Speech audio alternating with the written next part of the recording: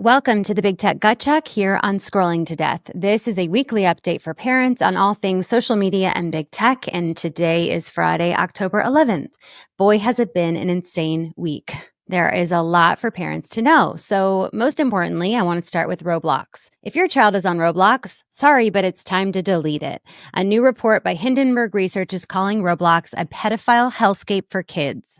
Most parents don't know that Roblox is not just one game. It's millions of games, some of which are disturbing to say the least. Here's some of what was found in this report. There are spaces in Roblox called adult studios with over 100,000 members where gamers can openly solicit sexual favors and trade child sexual abuse material. There are hundreds of Diddy games like Survive Diddy and Run from Diddy Simulator. There are erotic role-play spaces where users can engage in rape and forceful sex fetishes. There are school simulator games, just innocent classrooms where you can find images of male genitalia. There are games called Beat Up the Pregnant, where users can beat up and kill pregnant women. There are games called Guns Work at a Hospital, where users can go shoot up a hospital. There are millions of users engaging in sex acts in XYZ rooms. And some of the games above are available to any user, no age restrictions. On top of all of this, Roblox has been lying to investors and advertisers about their user rates.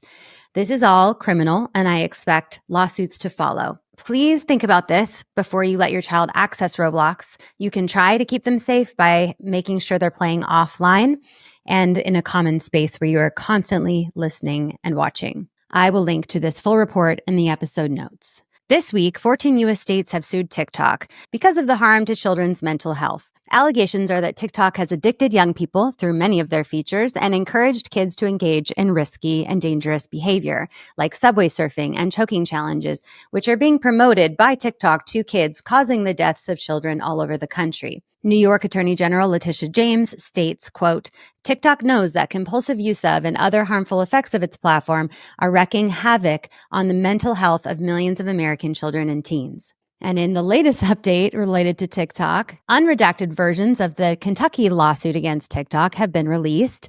I just now published a video about that on Instagram and YouTube and LinkedIn. But basically what we heard and saw was that internal employees at TikTok are admitting that their product is extremely addictive extremely quickly, and that there is a ton of suicidal and eating disorder content on their platform that is not getting removed. They also openly admitted that their parental controls do not work and that use of their platform is leading to mental health problems. So keep your kids off TikTok as well as Roblox.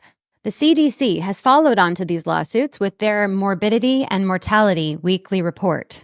Yikes. So the CDC surveyed U.S. high school students and found that students who use social media more frequently are more likely to be bullied at school. They're also more likely to report persistent feelings of sadness or hopelessness, and they are at higher risk for suicide. To make that clear, kids who use social media more are more likely to attempt suicide. Scrolling to death. That report is also linked in the episode notes, but this is yet another strong reminder to delay social media use for your children. Next up, thousands of families have sued social media companies for harming their kids.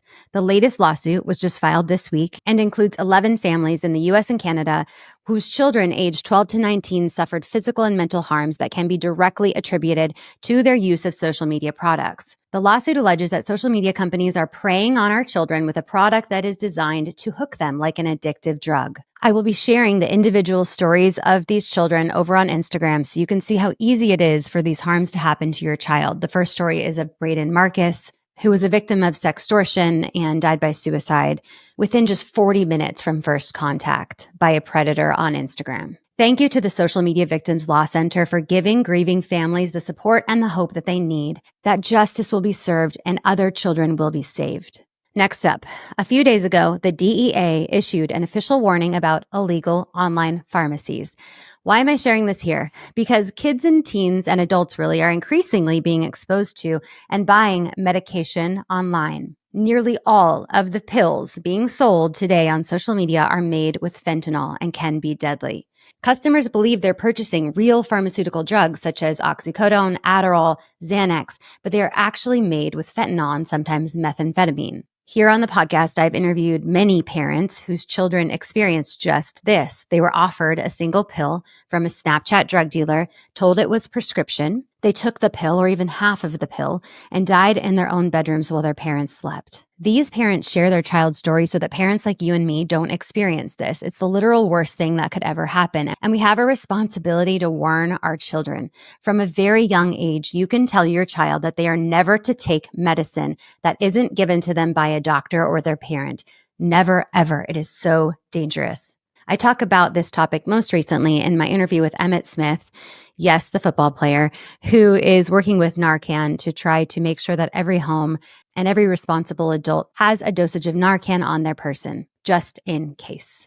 I'm going to end with 2 updates about Snapchat. So if your child is on Snap, you may want to let them know that they will now be served ads in 2 new places, in their direct message area and on Snap Map. Snap Inc. is desperate for revenue.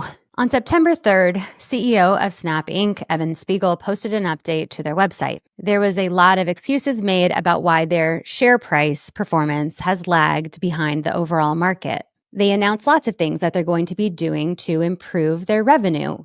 So this new effort is definitely a revenue-generating one, and I share because it is bad for kids.